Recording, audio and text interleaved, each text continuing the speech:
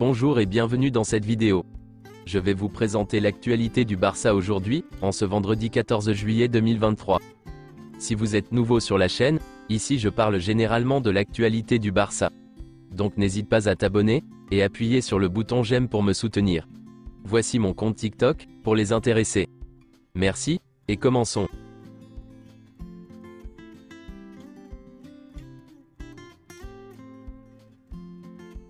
Officiel, le FC Barcelone et Pont4 ont signé un accord pour promouvoir et défendre la langue catalane en ligne. Le partenariat entre le FC Barcelone et Konami a pris fin. Le club évalue maintenant s'il doit s'associer à eSport pour EAFC ou continuer avec Konami pour eFootball. Íñigo Martínez a été présenté hier comme nouveau joueur du FC Barcelone. Voici une déclaration qu'il a faite. J'espère vous redonner confiance sur le terrain. Je suis prêt à commencer. Tout va bien se passer. Ce sera une grande année. Je suis fier de signer dans le meilleur club du monde. Quand le Barça vous appelle, les autres équipes et offres passent au second plan. Xavi m'a donné toute confiance lors de ma conversation avec lui. Il est calme, tout ira bien et il est prêt à m'aider. Le Barça a montré la saison dernière qu'il était la meilleure équipe de la Liga. Cette saison, nous devrons nous améliorer. Et voici une déclaration de Joan Laporta. Bienvenue à Barcelone, Íñigo. Nous sommes fiers d'avoir un joueur avec ton talent, ton expérience et ta personnalité. Nous savons que tu renforceras la défense de l'équipe. Xavi est heureux de pouvoir compter sur toi. Je tiens également à remercier tous ceux qui ont rendu cela possible. Xavi a donné la priorité à l'adaptation d'Íñigo Martínez.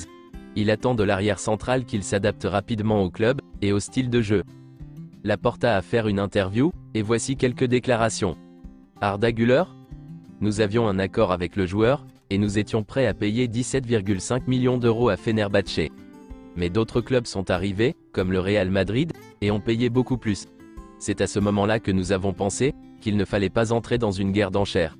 Nous avons d'autres bons joueurs. Vitor Roque sera-t-il enregistré cet été? Cela dépendra du fair play financier, du plan de viabilité. Il y a des opérations à faire. Nous avons dit à Messi que lorsque nous aurions suffisamment de fair play financier pour le faire signer, nous le ferions. Un certain temps s'est écoulé, tout était convenu avec son contrat, mais Jorge Messi est venu me parler, et nous a dit qu'il avait décidé de signer à l'Inter de Miami. Quelles sont les relations avec Messi? Nous avons une bonne relation, même si nous n'avons pas continué à nous parler. Nous lui souhaitons le meilleur à Miami, le Barça reste sa maison. Des recrues? Nous avons besoin d'un latéral droit, et de 2 milieux de terrain. Je suis convaincu que nous parviendrons à boucler tous les recrutements. Le plan de viabilité est approuvé, mais nous devons le respecter. Et je tiens à préciser que nous le respecterons, même si la Liga ne nous y oblige pas. Le Barça doit respecter le plan de viabilité. C'est une bonne chose que la Liga l'ait partagé avec nous. Les relations entre le Barça et la Liga, ainsi qu'entre Javier Tebas et moi-même, ont été rétablies. Oriol Romeu? Le staff technique travaille sur les recrutements. Romeu et d'autres joueurs se sont manifestés. Nous devons travailler, si je dis quelque chose, nous pouvons nuire aux négociations. Y a-t-il un problème avec Girona pour que Romeu rejoigne le Barça? Non, Romeu est un joueur formé à la Masia. Il connaît le système. Ansu Fati? Il veut réussir au Barça. Il a du talent, c'est un buteur. Xavi m'a dit qu'à l'entraînement, ceux qui marquent le plus de buts sont Lewandowski et Ansu Fati. L'entraîneur la sélection espagnole, Luis de la Fuente, m'a dit qu'Ansu Fati était à un niveau spécial, jamais vu auparavant. Il était comme un taureau.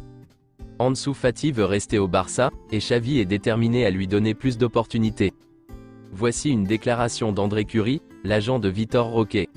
Je peux confirmer que des clubs anglais ont essayé de détourner l'affaire Roque. Tottenham et Manchester United ont envoyé des offres importantes, proches de 100 millions d'euros. Mais son plan de carrière est bien défini, et nous avons opté pour le Barça. Ce n'est pas le moment de regarder l'argent. Vitor Roque ne voulait que le Barça, et aucune autre équipe. Selon certaines sources, l'Atlético Paranaense a insisté pour inclure 31 millions d'euros dans les bonus du transfert de Vitor Roque afin d'obtenir un montant plus élevé qu'Hendrick. Le Barça paiera en 4 fois. Le Barça et Ter Stegen négocient un renouvellement. Le club souhaite que Ter Stegen prenne sa retraite à Barcelone. Le FC Barcelone souhaite prolonger le contrat de Ter Stegen jusqu'en 2028. Le Barça négocie un ajustement salarial pour Ter Stegen, dans lequel le joueur reporterait une partie de son salaire. La volonté de l'Allemand est bonne, car il se sent valorisé et important. Selon Mundo Deportivo, le Barça souhaite conserver Arnaud Tenas, et lui proposera un nouveau contrat dans les prochains jours. Le Barça veut renégocier complètement le contrat, avec un salaire inférieur à celui qu'il aurait gagné, s'il avait déclenché sa prolongation automatique. Selon Sport, le Barça va bientôt envoyer une offre de renouvellement à Arnaud Tenas, mais son avenir au club est compliqué. Le joueur a de très bonnes offres sur la table. Le FC Barcelone envisage de prêter Ferran Torres, avec une option d'achat. Une vente définitive semble impossible. Pablo Torre a reçu des offres de Valence, de Villarreal et du Celta Vigo, mais pour l'instant, son choix se porte sur Girona. Girona est en tête de la course, pour le prêt de Pablo Torre. Il devrait conclure son prêt, avant la tournée américaine. Rafinha n'acceptera aucune offre de l'Arabie Saoudite, ou d'équipe de Première Ligue. Xavi compte sur lui, et le joueur pense qu'il fera un grand pas en avant la saison prochaine. On ne sait pas encore si Kessié accompagnera ou non l'équipe, lors de la tournée américaine. Si une offre intéressante arrive avant le 19 juillet, Kessié restera à Barcelone. Le Barça espère vendre Kessié le plus rapidement possible, afin de compléter des recrutements tels que celui d'Oriol Romeu. La Juventus a contacté le Barça, au sujet de Kessié. Le FC Barcelone demande au moins 15 millions d'euros.